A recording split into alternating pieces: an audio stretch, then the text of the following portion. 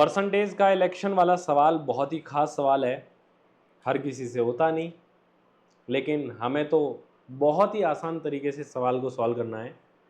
ध्यान देना, बच्चे ऐसे सवालों में अटक जाते हैं एग्जाम के अंदर और उनको लगता है कि यार पता नहीं क्या आ गया, जबकि ये वन लाइनर क्वेश्चन है, मतलब एक ही लाइन में इस क्वेश्चन का आंसर दिया जा सकता है। आपको बस ये देखना है कि हमको कैसे चीज़ों को पकड़ना होता है। ठीक है, मैं आपको यहाँ समझाऊंगा कॉन्सेप्ट सबसे पहले, फिर शॉर्ट में बताऊंगा कि इसको वन स्टेप में ही कैसे कर सकते हैं। अगर हमको पूरा का पूरा कॉन्सेप्ट पता होगा तो हम आसानी से इस सवाल को कर सकते हैं। चलिए देखिए एक बार कहना क्या चाहता है सवाल। इन ए constituency 90% of the total number of people on the electoral roll cast their votes during an election.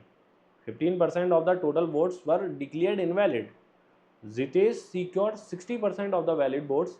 What was the total number of people on the electoral roll if Zitesh got 91,800 votes? कहना क्या चाहता है सवाल? कह रहा है कि एक निर्वाचन क्षेत्र में मतदाता सूची के कुल लोगों में 90% ने ही वोट डाले हैं। मान लो कि मतदाता सूची में एक्स लोग थे। कितने लोग थे? कितने लोग थे? एक्स लोग थे।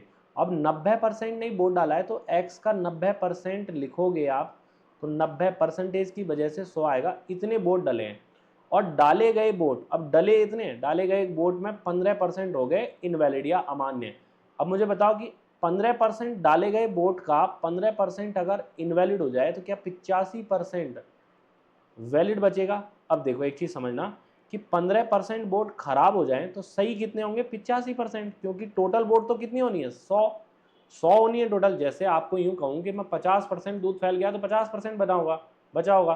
30% अगर दूध खराब हो गया है तो इसका मतलब 70% दूध सही बचा होगा, या 40% फल खराब हो गए तो 60% सही बचे होंगे। बस यही कॉन्सेप्ट आपको यहाँ पर यूज करना है। तो 85% बचे होंगे क्योंकि 15% तो वोट खराब ही हो गई हैं। तो अभी सही वोट या वैलिड वोट जो है वो 85% है। कह रहा है कि जीतेश ने वैध मतों में से 60% मत प्राप्त किए हैं। Jitesh secured 60% of the valid votes. ये जो वोट्स है ना, इनका 60% यानी कि 60/100 वोट्स जो हैं वो जीतेश को मिली हैं। इन वोट्स का जो वैलिड वोट है ना, इनका का मतलब गुणा 60% मतलब 60/100 ये मिले जीतेश को।